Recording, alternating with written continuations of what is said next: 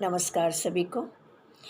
Corona virus का जो दूसरा वेव आया है वो वाक़ई डराने वाला है, इसमें कोई शक नहीं है और उसने करीब-करीब बहुतों के घर में अपनी उपस्थिति दर्ज करा दी है, जो बड़ा घातक है और विषय सोचने का है। पर अगर हम सतर्क होते हैं, जागरूक होते हैं और मास्क का इस्तेमाल करते हैं और बिना मतलब का घर से नहीं निकलते हैं या सोशल डिस्टेंसिंग के साथ सोशल रिस्पॉन्सिबिलिटी का पालन करते हैं, तो हम इस कोरोना से लड़ सकते हैं और ख़ुद को बचा सकते हैं।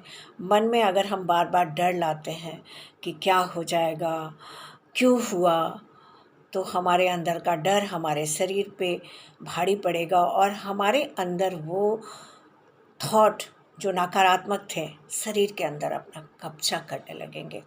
इसलिए अभी की स्थिति में परिस्थिति में खुद को स्ट्रॉन्ग बनाना है, अपने अंदर के आत्मबल को सही करना है। और जब भी आपको कोई सिम्टम दिखता हो कोरोना वायरस का, जैसे कुछ लोगों में हमने देखा कि 2-3 दिन खांसी हुआ या बुखार हुआ, चौथे दिन वो जैसे थोड़ा सा ठीक होते हैं मार्केट में निकल जाते हैं, बाहर के लोगों से मिलने लगते हैं और उन्हें पता नहीं है कि वो अपने साथ कितने लोगों को संक्रमित कर रहे हैं। खुदा ना खास्ते कभी आपके बच्चों के साथ भी अगर इस तरह लोग करते हैं तो कितना बुरा होगा। इसलिए एक अच्छे इंसान, एक अच्छे व्यक्ति होने के नाते हमारी ज़िम्मेदारी होती है कि हम सोशल डिस्टेंसिंग के साथ सोशल रिस्पॉन्सिबिलिटी का पालन करें और कोई भी सिम्टम आता हो तो खुद को क्वारंटाइन कर ले और स्वस्थ रहने के लिए खान-पान पे ध्यान दें, एक्सरसाइज पे ध्यान दें और डॉक्टर के परामर्श से दवा लें।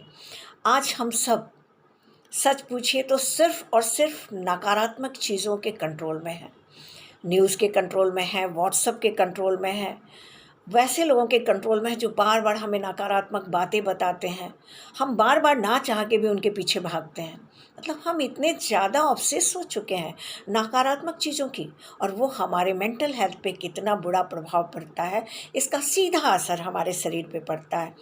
कहते हैं ना, मन में अगर हम किसी चीज़ के लिए डर लाते हैं, बीमारी की बात सोचते हैं, तो देखिएगा सिम्पटम आपके शरीर में आने लगते हैं। तो अगर आप पॉज़िटिव सोचेंगे तो आपके अंदर स्ट्रेंथ आएगा और नकारात्मक सोचेंगे, स्ट्रेस लेंगे, पैनिक होएंगे, तो स्ट्रेस हार्मोन्स निकलेगा और आप में लड़ाई रोग से, कोरोना से लड़ने की जो क्षमता है वो कमज़ोर पड़ जाएगी। इसलिए अभी आप लोग 2 चीज़ों पर ध्यान दें, सतर्कता, एहतियात बरतें, मास्क का प्रयोग करें, सोशल डिस्टेंसिंग का पालन करें, खान-पान ठीक रखें और ख़ुद को बहुत अच्छी तरह से व्यस्त रखें। घर का माहौल को थोड़ा खुशनुमा बनाएँ। घर में आप खुद पे कंट्रोल नहीं करेंगे तो चिड़चिड़ापन बढ़ेगा, घर में तनाव होगा, बच्चे इफ़ेक्ट होंगे इससे और माहौल के साथ-साथ अगर आप मानसिक बीमार हो जाते हैं तो समझिए कि स्थिति और कितनी डामाडोल हो जाएगी। इसलिए मन पे कंट्रोल करके आप अपने को संयम का पालन करते हुए धैर्य के साथ अगर इस जीतना चाहते हैं तो आपको अपने लिए ईमानदार होना होगा, अपने परिवार के लिए और समाज के लिए ईमानदार होके। हाँ, आजकल जो लोगों की आदत हो गई है कि बिना किसी डॉक्टर के परामर्श के एक्स-रे कराने लगे हैं, ऑक्सीजन घर में लाने लगे हैं और परेशान हैं कि कहाँ से अस्पताल में बेड मिलेंगे या सीटी स्कैन करा रहे हैं, जो कि कितना घातक है किसी को पता नहीं है। जब तक डॉक्टर ना कहे आप अपने मन से सीटी स्कैन बिल्कुल ना कराएँ। और सोचिए, जिनको ज़रूरत है ऑक्सीजन की, जिनको ज़रूरत है इलाज की, जिनको ज़रूरत है, वो वंचित रह जाते हैं। किनकी वजह से? हमारे और आपके उस इर्रेस्पॉन्सिबल व्यक्ति की वजह से, जो अपनी बात अपने लिए इतना सेल्फिश हो चुका है कि वो दूसरे के लिए सोचता ही नहीं है।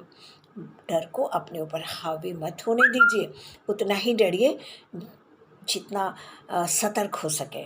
इसलिए याद रखें, खुद को अगर स्ट्रॉन्ग बनाना चाहते हैं, इसके लिए आपके अंदर से एक पॉजिटिव एटीट्यूड आनी चाहिए और आपको खुद के प्रति ज़िम्मेदार होना पड़ेगा।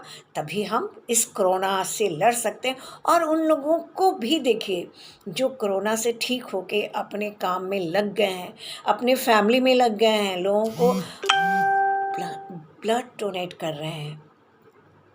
आप उनकी बात सुनिए, ना कि उन लोगों की जो आपको नकारात्मक बातें बता के आपके अंदर एक फ़ियर ला रहे हैं, और वो फ़ियर का नतीजा क्या होता है, बीपी बढ़ जा रहा है, शुगर का लेवल बढ़ जा रहा है, और आपको ना चाहते हुए भी ऑक्सीजन की कमी महसूस हो रही है। इसलिए बी केयरफुल, हमारे लिए, अपने बच्चों के लिए, समाज के लिए। धन्यवाद।